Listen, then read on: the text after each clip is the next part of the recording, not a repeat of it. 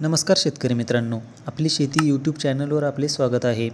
मित्रांनो, आजचा हा व्हिडिओ जे शेतकरी कपाशीला 20-20-013 या खताचा वापर करतात त्यांच्यासाठी खूप महत्त्वाचा होणार आहे।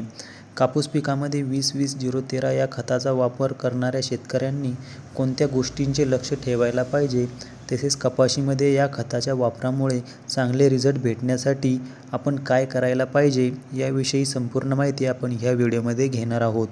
त्यामुळे व्हिडिओ शेवटपर्यंत बघा। माहिती उपयोगी वाटत असेल तर व्हिडिओला लाईक करून चॅनल पण सबस्क्राईब करा, जेणेकरून असेच माहितीपूर्ण व्हिडिओ तुम्हाला यानंतरही नेहमी बघायला मिळत राहतील। तर मित्रांनो, 20-20-013 या खतामध्ये 20% नत्र असते, 20% स्फुरद असते आणि सल्फर 13% असते। या खतामध्ये पालाशची मात्रा 0% असते, म्हणजेच या खतामध्ये पालाश नसते। मित्रांनो, कपाशीला नत्र, स्फुरद आणि पालाश या तीनही मुख्य अन्नद्रव्यांची आवश्यकता असते, कारण नत्रामुळे कपाशीची वाढ होते, स्फुरद हे कपाशीच्या झाडाला मजबूती प्रदान करते, तर पालाशमुळे पोषणासाठी मदत होते। त्यामुळे कपाशीला मुख्य तीनही अन्नद्रव्ये देणे कधीही गरजेचे असते।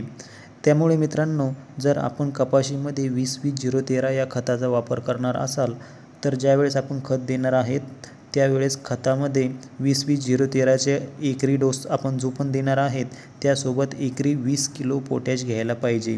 यामुळे आपल्या कपाशीला नत्र, स्फुरद आणि पालाश हे तीनही घटक भेटतील आणि आपल्या कपाशीमध्ये खताचे अधिक चांगले रिझल्ट तुम्हाला बघायला मिळून येतील। तर मित्रांनो, अशा प्रकारे जर कधी आपण आपल्या कपाशीमध्ये 20-20-013 या खतासोबत पोटॅश घेतले तर आपल्याला खूप चांगले रिझल्ट बघायला मिळतील। माहिती आवडल्यास व्हिडिओला लाईक करा, चॅनलला सबस्क्राईब करा, असेच माहितीपूर्ण व्हिडिओ तुम्हाला नेहमी बघायला मिळत राहतील।